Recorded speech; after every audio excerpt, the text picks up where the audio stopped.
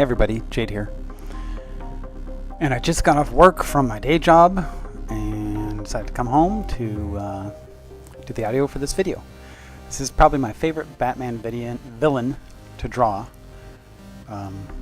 Probably because he's got the best shaped head, completely like my own. I don't know, I just like drawing Mr. Freeze in this style. It's kind of like a like an Art Nouveau, Art Deco type of thing, you know.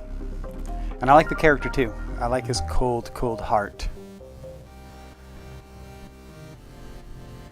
And I don't know, he kind of reminds me of like an electric shaver or like a toaster from the 40s and 50s, or like an old-timey radio you'd see in people's houses.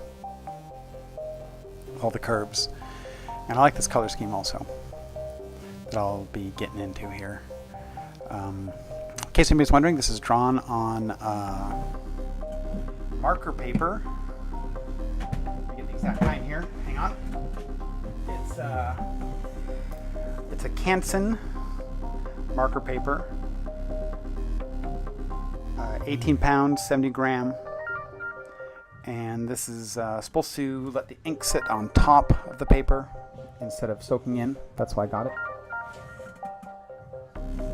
I usually draw in Bristol, but decided to try this instead. Now this is like a redrawing, because I've drawn this Mr. Freeze about 3 times, and I never recorded it, so that's why I did this video.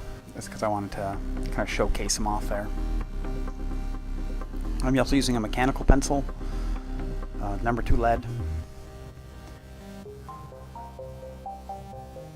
That's probably my favorite kind of pencil to use. It seems to get like the very tight lines without having to resharpen all the time. Unless I'm doing something that's more like a pencil illustration, you know, if I'm just laying down the line work for something that I'm going to color, I'll use mechanical number 2s.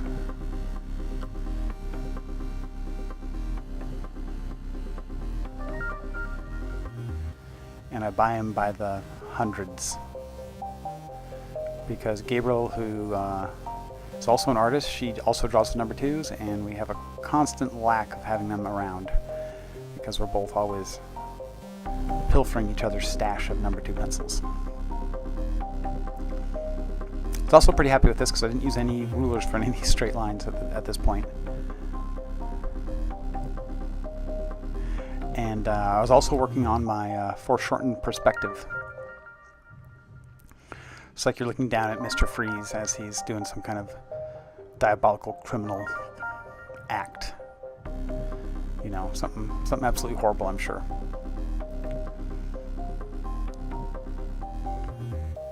If any of the prodigy comes through from the ceiling here, I'm in my basement studio, and Jill's upstairs making potato soup, and she is rocking out really loud, so I apologize if you catch a little bit of spitfire on the audio here.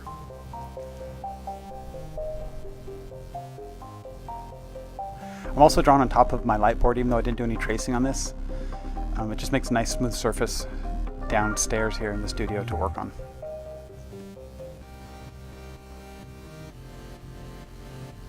In hindsight, I wish I would have got my French curves out and used those on some of these, on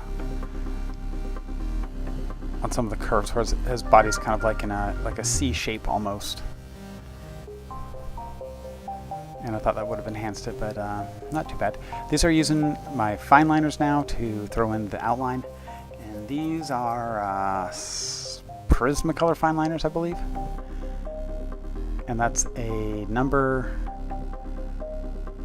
0.05, I'm pretty sure. It's a pretty thick line.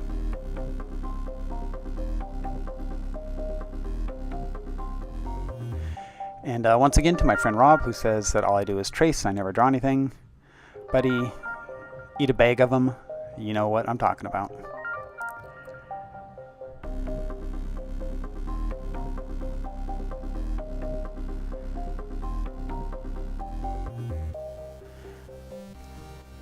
So I kind of wanted to make his armor look kind of tough too, you know, like if he didn't have his freeze gun, he could still go toe-to-toe with Batman and duke it out.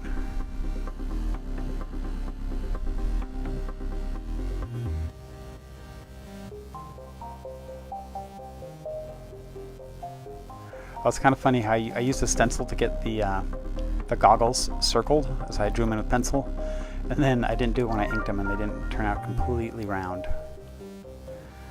So I was like, oh, you know, to regret why I'm watching this. I just wondered, like, man, why didn't you do that? I think the circle heart monitor on his chest, I also don't use the stencil when I'm drawing it in by hand. Yeah, right here. It's not perfectly round. None of that really matters once I start laying in the color, but in this stage it looks bad. You know how that goes. It's always hindsight's 20/20 type of thing.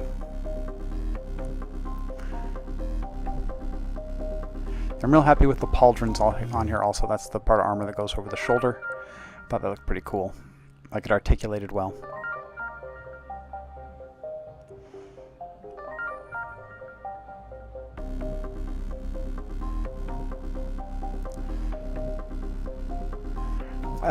One other thing that you might notice as I'm doing these illustrations, I'm always turning the piece of paper. And that's because you, as an artist, at least myself as an artist, I only got like one really good curved line in me. And so it helps if you can turn the paper to manipulate it so you got it lined up exactly the way you're going to draw your best curve. So if you don't do that, you might want to try it out. It works real well for me.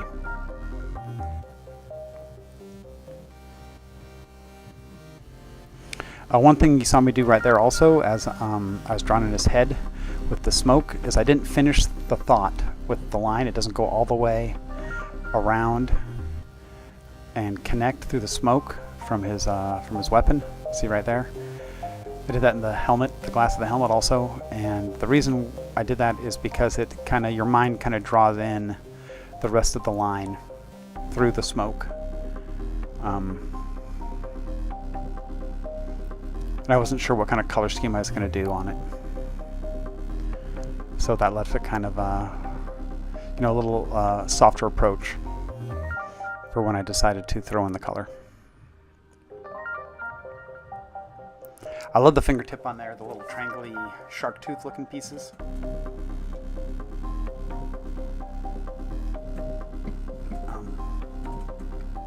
Excuse me. And it's a foreshortened forearm.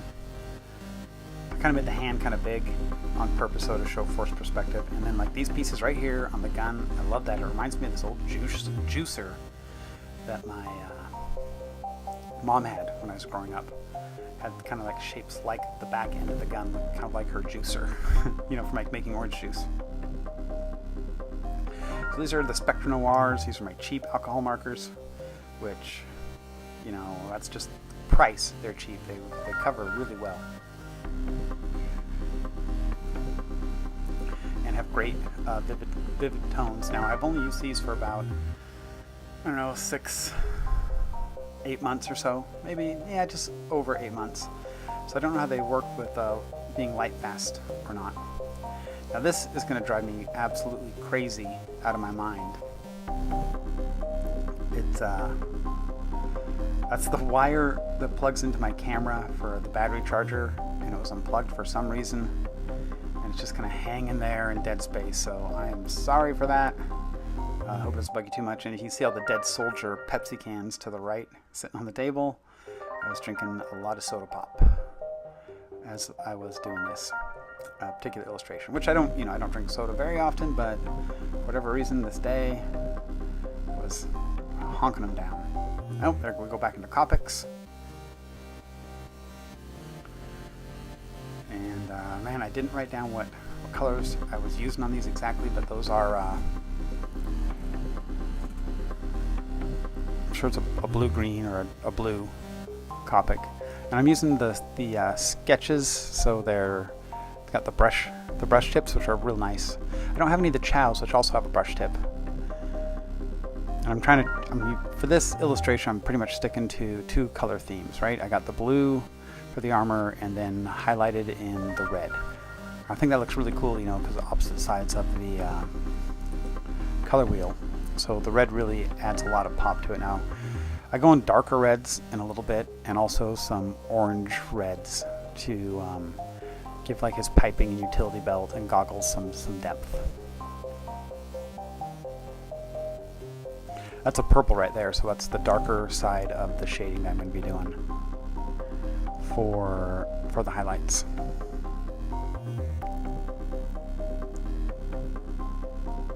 Man, with all the movies that they're putting out with DC, I would love to see them redo a Dr. Freeze. So I bet they would just make him an incredible badass with how dark everything's been getting in the DC universe. With the Suicide Squad and the Batman vs. Superman stuff.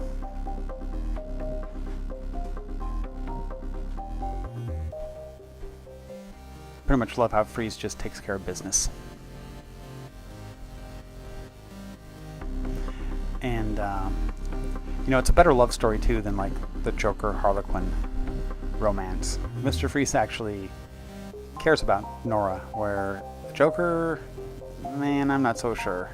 He seems like a bit psychopathic, and that Harley has Stockholm Syndrome. Really.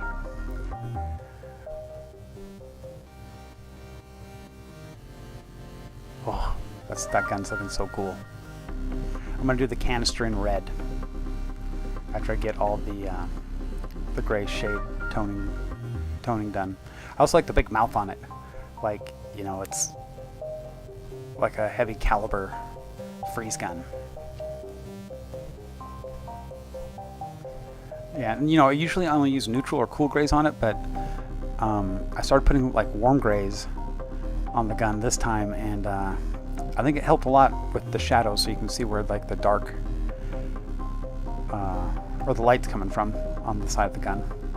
Using my wide copics, and that's like a C8, I think. Yeah, to do in the background. The reason I did this is on my previous illustrations, which you can see it on my YouTube page for my background. On the banner, I have the original that I did, that I was trying to like recreate here. And I used the same type of thing with a dark gray background. I didn't want to go completely black, because later on I used some alcohol to create texture. That's what I'm doing right here. So that's alcohol, like rubbing alcohol that I'm splattering on it, and it kind of pushes the ink away and gives it like, oh man, it's almost like a watercolor effect. You can do the same thing with watercolor paints, and it'll push the pigment away. If you want to experiment with that, just go and get regular, like disinfecting rubbing alcohol, and it'll work. I'm also going to do another layer where I'm adding in splats with white paint to get like a snowing effect to kind of go along with the alcohol droplets. Right there I'm using a brush pen. Now this is like a double-ended one where it has a hard nib and a soft nib, and that was the hard nib, which I used to redo on my outlines. And that's my impact gel pens, which I'm outlining the character to bring them off the background.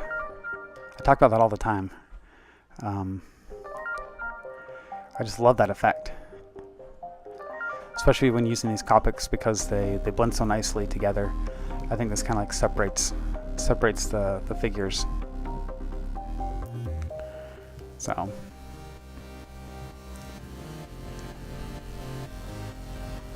perfect for it. Now I think this is the best gel pen out there for doing highlights on copics, or any alcohol marker for that matter. I've used 3 different kinds, and these are the ones I just keep rebuying. They don't have a lot of ink in them. That's the one thing that sucks about them, is they do die out pretty easily.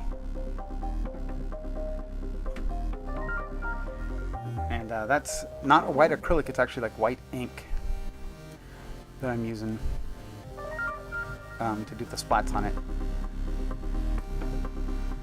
And there you go. Well, I talked through the whole thing. Well, thank you very much for watching this video. Please subscribe to my channel, and hit the like button and leave a comment. Man, I don't get very many comments, so I will respond to anything, any comment that anyone decides to lay down there. Peace, and have a great day.